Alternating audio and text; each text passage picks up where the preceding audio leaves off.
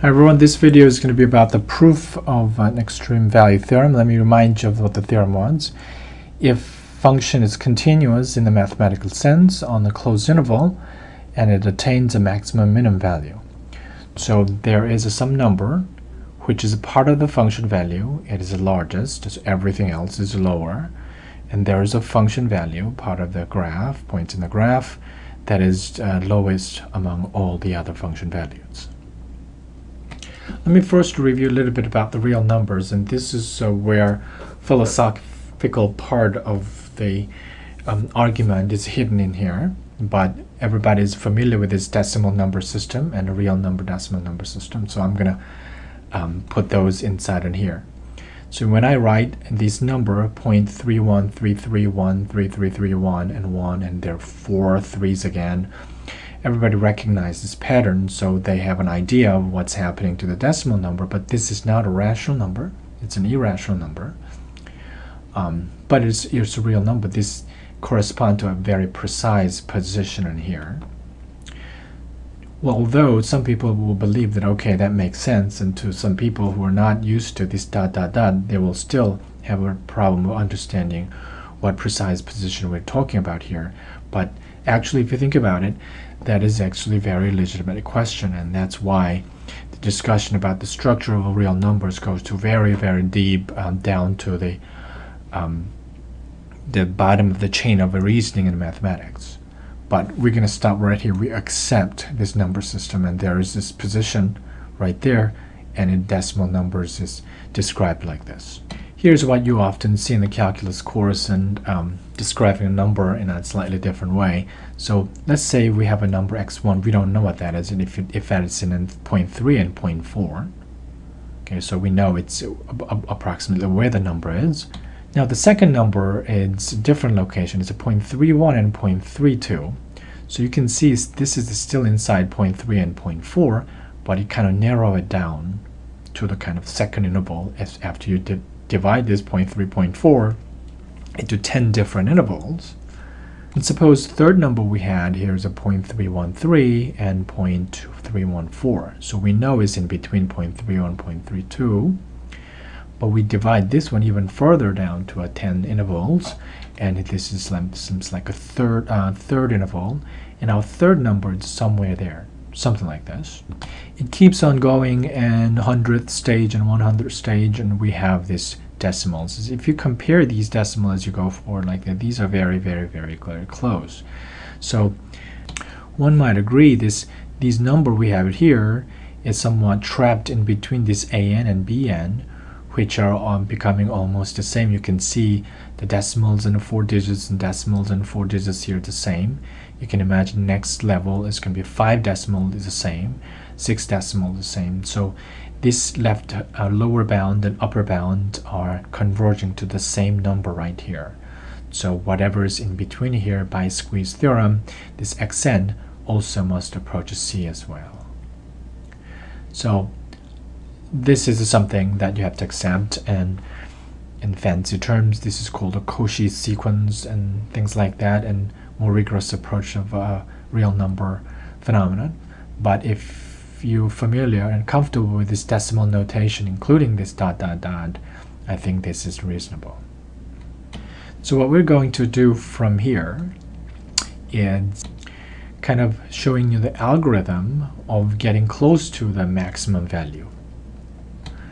You will see this algorithm doesn't just give you the maximum value, because the process is kind of never-ending process, but from there you can see we're getting closer and closer to our answer, the maximum value, existence of which we're about to prove here.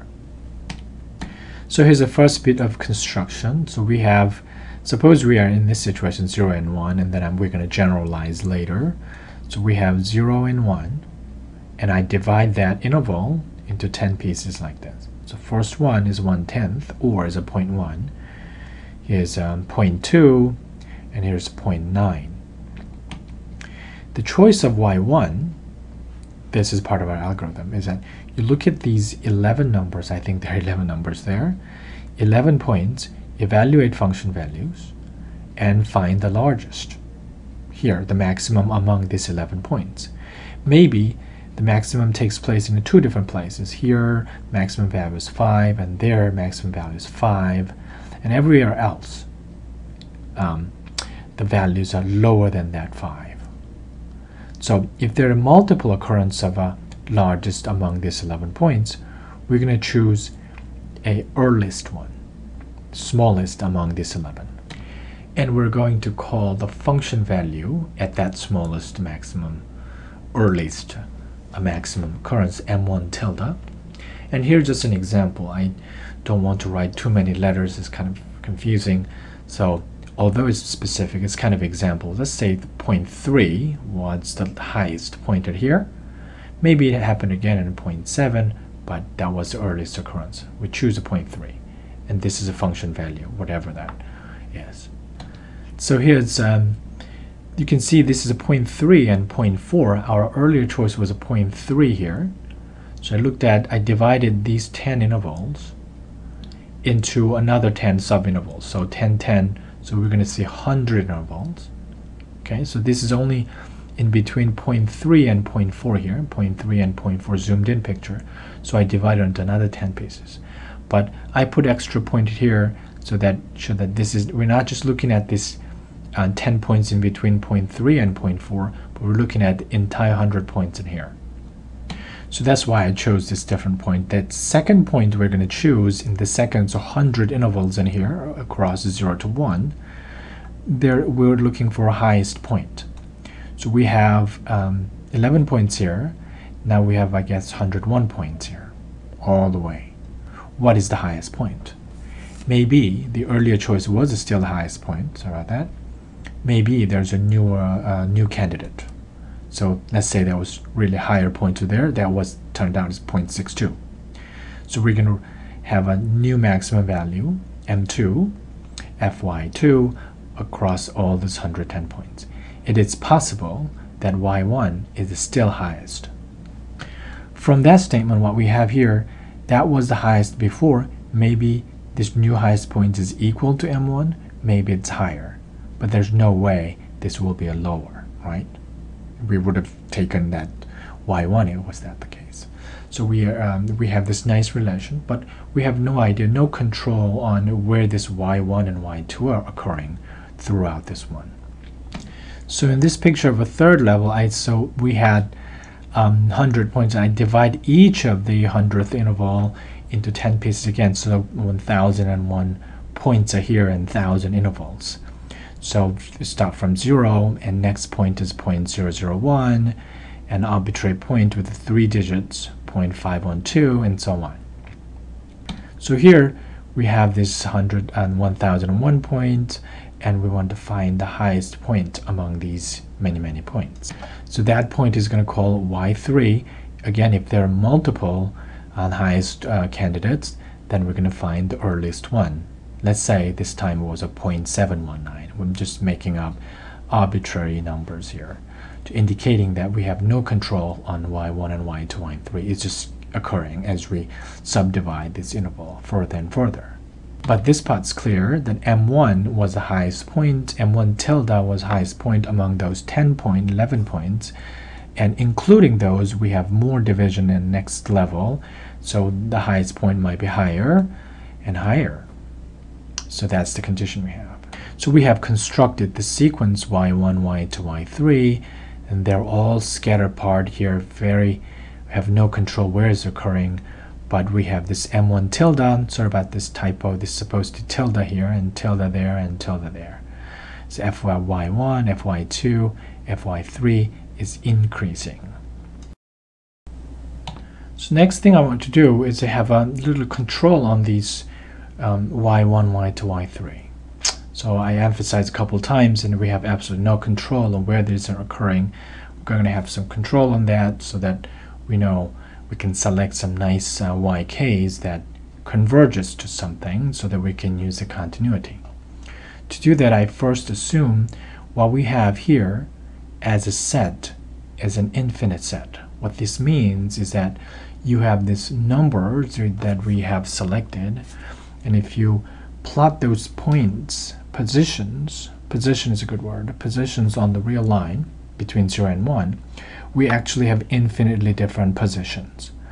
So it is possible, if you think about the construction, they're actually repeating like 1 and -1 and 1 and half and 1 and half forever. Then in that case, if you plot those points, you only get 2 positions. So in that case, it's not infinite. If you plot all those things in between 0 and 1, we'll suppose they have infinite positions. And after we do the rest of the algorithm, and if we assume it's even finite position, we still have the result. So let's, for the moment, assume this is infinite positions. So it goes like this. So we have plotted all those y1, y3. This is the division p1, so this is 0.1, this is 0.2, that's 0.9 and 1. So we have this infinite position scattered around. So there must be an interval here. There are 10 intervals, but at least one of them must contain those infinite positions. If not, everything has a finite number position, and here all end up at finitely many positions. But we assume there are infinitely many positions. So there must be at least one interval here or there that has infinitely many positions plotted. If there are several of them, we're going to choose the earliest interval. So I described here, earliest interval with infinitely many positions occurring, positions yk. And now this is our definition. This is our first step. Our x1 is going to be those among those infinitely many y values, and you can find the earliest index. Y is like this, maybe earliest index here is y10. Then that value y10 is going to be our first number x1. So again, this is a way of sorting out among those y's so that we have a nice behavior number xk's instead of yk. So that's the first step, and it's repeated. So I wrote down an example. Suppose that was our earliest interval. So that's a 0.3 and 0.4. So our choice of number x1 is in between 0.3 and 0.4 right there. But remember, x1 is still part of our yk. Yk's x1 is one of the values of the yk. But we're going to record that value, function value, f of yk, which is equal to f of x1, as m1, but it was before was a tilde notation. So we have now selected value of yk and the function value m1. Now we're going to repeat that process on this interval 0.3 and 0.4. We assumed our point, this one is the earliest interval. There are infinitely many points. As you can see, I divided into further 10 intervals. Like we argued it before, there must be at least one interval here that had infinitely many positions, because we have infinitely many positions here. At least got one interval must contain an infinitely many. If there are more than one intervals infinitely many positions, then we're going to choose the earliest interval again. So I assume this time it actually happened in the first interval. So in that, we have infinitely many y values occurring. Again, like the last time, we're going to choose the earliest index. So that's going to be x2. It's possible that x2 is actually equal to x1. That one that we're looking at x1 actually was here. It's possible. But like the last time, we have the inequality that x2 this time is in here, so therefore we have 0.31 and there's a 0.32. So it's in between. Sorry about that, it was 0.3. It should have been over here. So sorry about the mistake. It should have been over in that second interval, so that we have 0.31 and 0.32. And the function value, which is again x2, is a part of our sum value of yk. So this is actually some m tilde value. But we're going to call this one here m2 without tilde. So I hope I convinced you we have constructed a sequence x1, a number x1, x2, x3, which is just some selection of our earlier y1, y2, y3. And there's this nice inequality. Before we have no control on those values on the x-axis, but now we have nice controls. So for example, like that. The first selection was, let's say, 0.3 and 0.4. And we subdivide this into 10 intervals, and x2 occurred somewhere in 0.1 and 0.2, and 10th level, and then so on. So x1 and x2 and all these numbers is kind of narrowing down. So at the beginning we review these properties. And along the side, what we have here is this m1 and m2, mn value associated with all these things. And if you look at these decimals, it's clear that this number, whatever that is, had no choice, must converge to where these numbers are going, which has this unique decimal expansion. And this is where the continuity kicks in. xn is approaching number, and there is the function value, and they must approach to the function value. Now let me consider the situation where those y values, for which we had no control on where this one is occurring, only finitely many positions. Let's say there were 3 points, 0.5 and 0.7 and 0.8. All this thing is just keeps repeating this one. Because it's a finitely many and there are infinitely many numbers written here, there must be one number, at least one number, must infinitely many repeated. If this is finitely many repeated, this finitely many repeated, this is finitely many repeated, it's not going to be any infinite sequence here. So these infinitely many written numbers must be repeated here, at least one of the number, infinitely many times. So if that's the case, and our xn is going to be that number infinitely repeated many times. So it's not like xn is approaching c, xn is really just a c. But for all those values, we do have this f of xn, which is function value mn, is the same. And it is not approaching, and mn is going to be all the same value, but it still has the property that mn are the highest function value among the nth, whatever the division level that it came from. So for both cases, I'd like to assert that the bicontinuity in xn approaches c, or xn is c, and f of xn approaches m, or fn xn is m. So for both cases, this notation makes sense and valid. So that was the selection process. We have selected, nicely sorted out the y values and renamed it xn, and they have this very, very nice behavior. And what we have to show is that these mn came from actually the highest among those divided finitely many, although there are many finitely many points, but they actually help us actually find the maximum value. So we have to show m is actually the highest point. There is no other higher than that.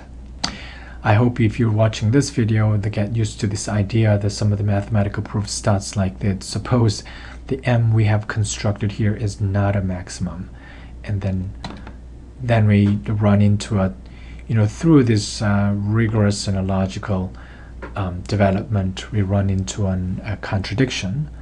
Then we come back here, what we have supposed here is necessarily incorrect. Therefore, m is a maximum. So that's the outline. Let's look at the detail. Think about the meaning of m not being a maximum. Then there must be another function value here that is higher than that. That's the meaning of the, m not being a maximum. So we have this alpha in between 0 and 1, such that this function value alpha, which I call L, is greater than m. So the rest of the idea is the following. So now we asserted this fictitious existence of this number in here, and because it's on the real line, there is this terminating decimal. Those numbers y1, y3 came from these 0.005 and terminates there. So each level gives you the terminating decimals, and this n, let's say, came from n digits. So if you have alpha, if you look at the p1, the interval of length 0.1, there must be from the left, for example, closest point to alpha. And if you look at the 100th 0.001 division, there must be another number that is close to alpha, and so on. So you can find these terminating decimal n digits, so that this is the part of those yn, so that we can make a comparison. So, and another thing is that since Zn is approaching alpha, and f function is continuous, so if your input is approaching alpha, this f of Zn must approach L. Okay? So that part I've written in a picture here. Fc is, we want to show this is a maximum, and we assume that L here was some hypothetical, so suppose there's a higher value the function achieves. This f of Zn, because Zn is very, very close to alpha, f of Zn must be very, very close to f of alpha, which is L. So here's L there. So this f of Zn must be very, very close to L. Doesn't matter how L and M are close to each other, there will be a gap. Therefore, f of Zn is closer than M. So there must be some value in between L and M, or even higher than L, that there will be this f of Zn. So here's where contradiction kicks in. So this is the interval Pn starts from 0. There's 1 because it's level n. That means it's the length of this each dot between these two dots, 1 over 10 to the nth. Okay, that's this tiny intervals. Remember, we denoted this mn tilde by mn tilde, the highest point among these nth level points. This is the highest function value in here. And Zn, that the number Zn that is very close to alpha, is among those points. And therefore, its function value is supposed to be smaller than mn tilde. So let's compare with this mn without tilde. These numbers, n and n is not the same. It's just, it's some selection. It's very difficult to, there's no way to precisely describe the choice of this n, but this n and that n are just a dummy index, so not the same. But mn's without tilde is some selection, infinitely many different selection, infinite selection of index. That's what I meant, of this mn tilde value. So we have the following: fzn is less than those highest point here, mn tilde, and this ml, mn, or whatever the index of mn, is infinite selection of these the values, and these mn tildes are increasing, and this is supposed to be less than or equal to, because of our choice of a finite case of positions of yks. These two things can be equal to each other, but that's all right. But anyway, this is increasing, right? If so we have a larger and larger index, we can choose it here, and eventually it's going to be increasing or equal to. Some of them will be our selection ml. So whatever the selection we have it here, we can find the corresponding m tilde version whose index is even bigger than the n that we are looking at it here. So given mn tilde, there will be some selection of m without tilde such that this tilde version index is bigger because it's an infinite selection of index. Now from here we switch to this without tilde version. They also converge, and it's growing like this to m. So they converge to m by the continuity of the function, and they're increasing like this. So we have this nice inequality altogether, from which we conclude f of Zn is less than or equal to m. Well, that certainly contradicts that f of Zn is past this m and getting closer to L. So these two is a contradiction. Now let me handle the general case interval over a to b. The idea is going through this composition under invertible map, and you can see this. First, we assume the g of x is continuous in between a and b in the continuous closed interval. Then we can turn this function into a function on this 0 to 1. So if you compose with it like this, so you can see when x equals 0, when x equals a, sorry about that, and when x equals 0, here, that's a 0, and 0 picks up a. When x equals 1, if you plug in 1 here, that's a 0, and that picks up b. So as x goes through 0 to 1, g of x goes through a to b. So that's a continuous. The composition of two continuous functions is continuous. So we have f of x being continuous function between 0 and 1, For that, we know the maximum exists. That's what we did.